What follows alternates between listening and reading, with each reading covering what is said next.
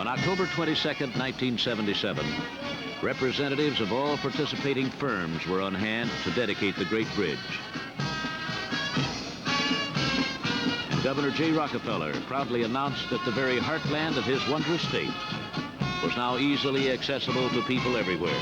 And that enchanting state parks nearby were preparing to welcome the world.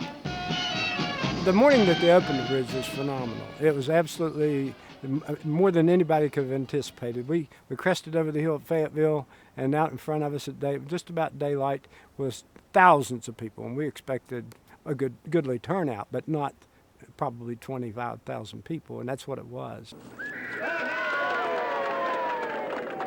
And the New River Bridge was open.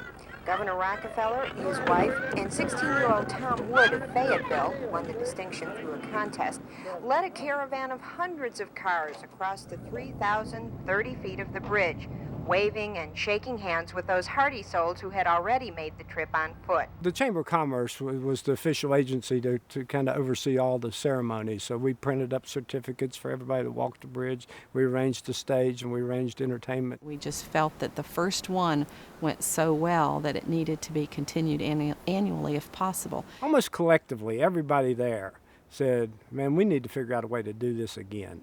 And it took us a few years in order to get the logistics put together. The logistics of closing down a federal highway, not an easy one. Logistics of getting law enforcement out here on a football Saturday was not easy, but we were able to do it. And then, of course, about 3 years later, we got Governor Rockefeller down on the river on a rafting trip, and just bent his arm off until he said, well, I'll proclaim it as the governor, as an official event.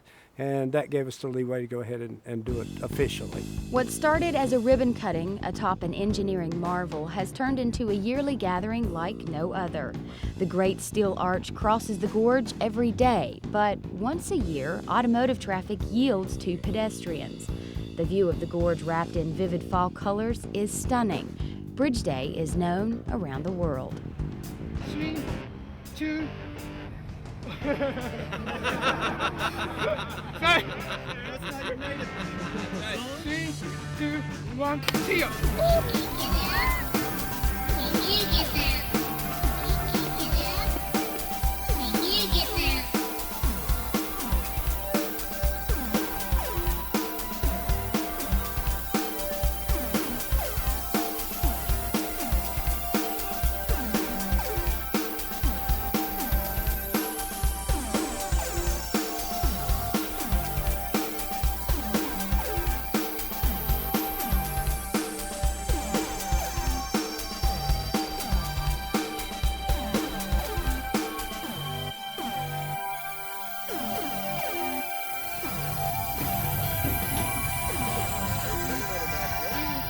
Base jumping is an acronym that stands for building, antenna, span, and earth. And those are the 4 different types of objects that we make these foot-launched skydives, typically ranging in altitude from about 200 feet to over 3,000 feet.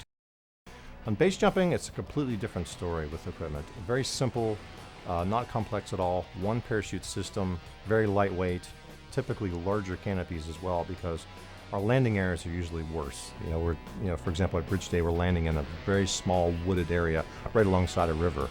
Whereas in skydiving, people are typically landing on an airport in an open field. So the parachutes are more square-like. They're also a lot larger and very easy to steer in and land exactly where you want to. Heads up, Jay! I really enjoy seeing my friends that come in from all these different countries, and people that I've jumped off of cliffs in Moab or jumped off of a skyscraper in New York. I mean, those are relationships that have developed over decades. And to be able to come into Bridge Day every year for this small 6-hour window of jumping is so valuable. I'll come to Bridge Day as long as I'm alive.